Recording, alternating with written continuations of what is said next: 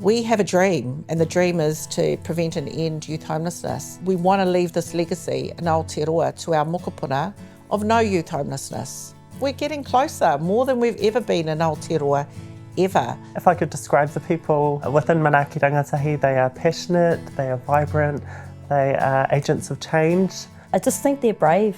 I think they're courageous. Everyone is here because they want to be here, they have a passion for the mahi, we see the need for it. There's a lot of very staunch professionals in the room that are wanting to bring awareness to some incredible systemic failures that are impacting our youth. The people who are a part of this ropu, they go above and beyond their mahi, their daily mahi. The stuff that they do for the jobs that they're employed in, and then they take the things that they see as gaps or challenges, and they bring those things to the table and collectively work towards finding solutions. That's the best part about Manaaki Rangatahi, is the authentic purpose of a lot of driven professionals.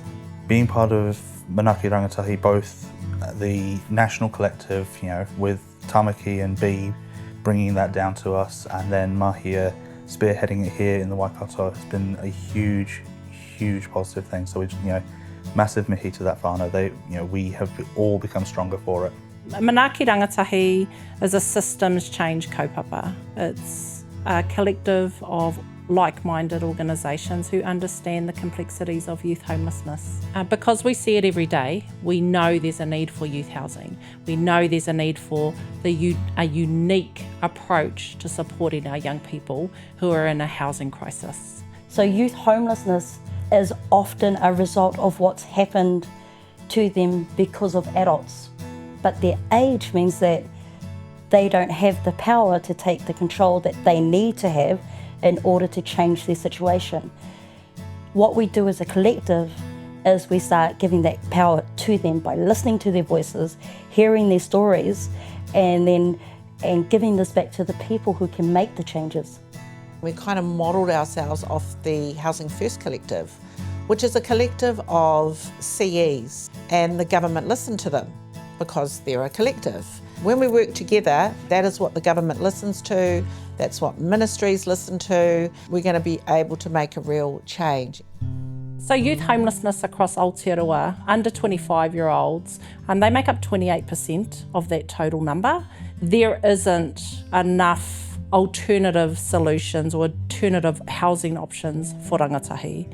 We've recently, with the recent government announcements, had rangatahi-specific transitional housing solutions, that funding cut by $20 million, which was that opportunity for us to have real rangatahi-focused solutions. Having that pūtea or that money funding removed means that we're put back into that area of adult solutions for rangatahi situations, and it doesn't work.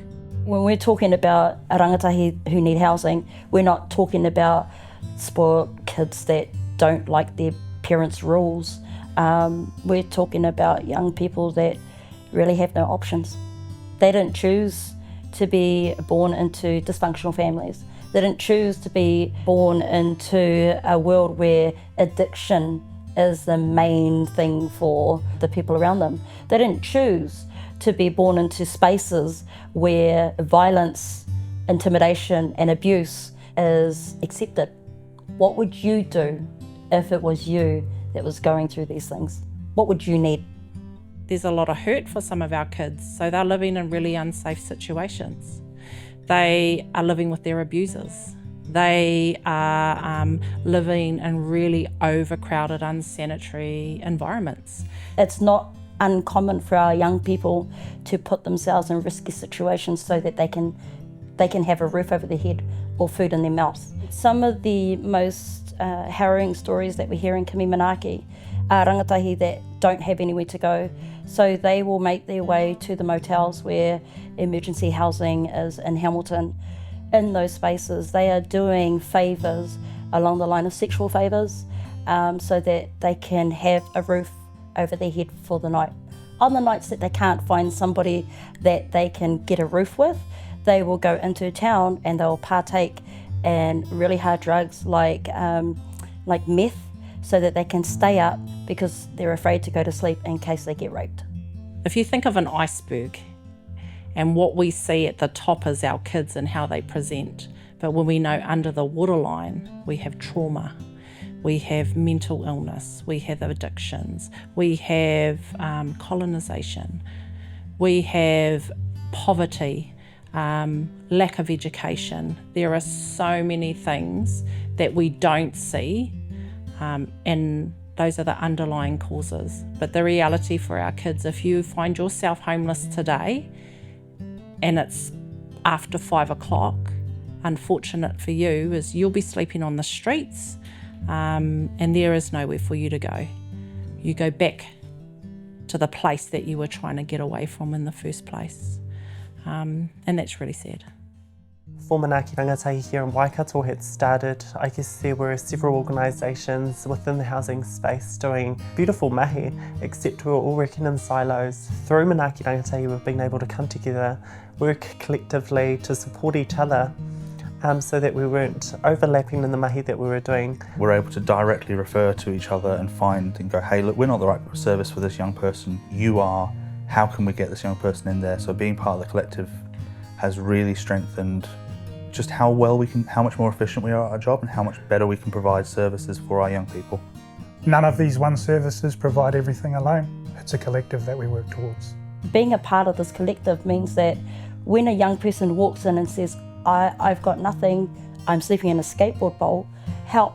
These are the people that I'm able to reach out to and say, hey, this is the situation. And I've never not got a solution by 5 o'clock.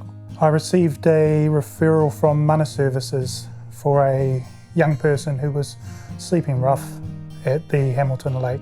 During that journey, he was able to access Kimi Manaki's space. He was able to eat here, sleep here, shower here. We were able to access emergency accommodation for him through Te Korowai Whare, and we're able to place him there over a weekend. We're also able to, for addiction support and housing, link him in with 2020 services. This is a kid who had no outcomes, and through a collaborative approach, we now have all his outcomes. He has a bright future. He's a dairy farmer, he works full time, and that's his identity. When we have our discussions and we realise that we're all facing the same kind of challenges, everyone works together really hard to find the solutions, to gather the data, to get the pūrako and put it together in a document to give it to the right people, to make them, one, aware, and two, they too then want to start making changes. We've had some major successes being part of Manaaki Rangatahi Waikato. We've all been able to argue with our contracts and have some of the restrictions that were in place that meant we couldn't take people who were actively vulnerable, sleeping in their cars, sleeping on the streets, because they weren't receiving emergency housing. We were blocked from taking their referrals in. Being part of the collective, we were able to, all of us, say to HUD, this is not acceptable. We've got people we want to help and we can't. And that's, only in the last month have they repealed that, and suddenly all of the services are able to actually we're able to do our job. I was that youth. I grew up in the parks. I was out of school very quickly. I've had my journeys with everything: addictions, mental health, not being listened to, time on streets. What inspires me is to create some actual solutions so that doesn't need to happen for generations to come. I had once been a young person experiencing a housing insecurity, and I had gone into working income to apply for emergency housing, and I was declined. I wanted to be that change so that any young person that presented in that office wasn't turned away and provided with zero solutions. And coming into this mahi meant that I could provide those solutions to young people. Youth homelessness is not a youth services problem. It's a societal problem.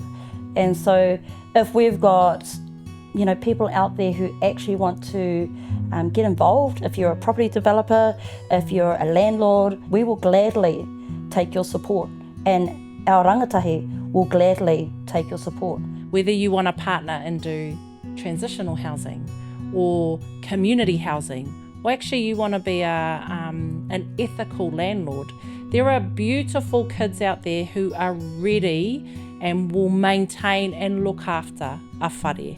But they need the opportunity. They need someone to see something in them that other people haven't seen. The rangatahi that we see are great kids. They're beautiful kids. Life has created a space that's really for a lot of us, we've never experienced. We're working with them, supporting them to learn. We're supporting them to prepare for the big wide world. And they are ready, but the community, the landlords, like, are you ready? Because we can help prepare you too, so that you can welcome these kids into these spaces and give them an opportunity to flourish. My hopes for Manaaki Rangatahi in the future is that we have all the services, all the voices at the table, keeps going as this collaborative mahi. We bring the awareness that we're hoping to bring. We get more buy-in from the people up the top. We need more from government, we need more from council. That would be my hope for Manaaki Rangatahi, is that some of these people who are making the decisions that we have to live by come on board. There's a tongi that we draw on here in Waikato by Kingi Potatau, who said, ki te kotai te kākaho ka whati, ki te kāpuia e kore whati. If we stand singular, we are breakable, but if we stand united, we are unbreakable. We just need everybody to be a part of it. We need all of Aotearoa to support what we're doing, because preventing and ending youth homelessness will help to end homelessness.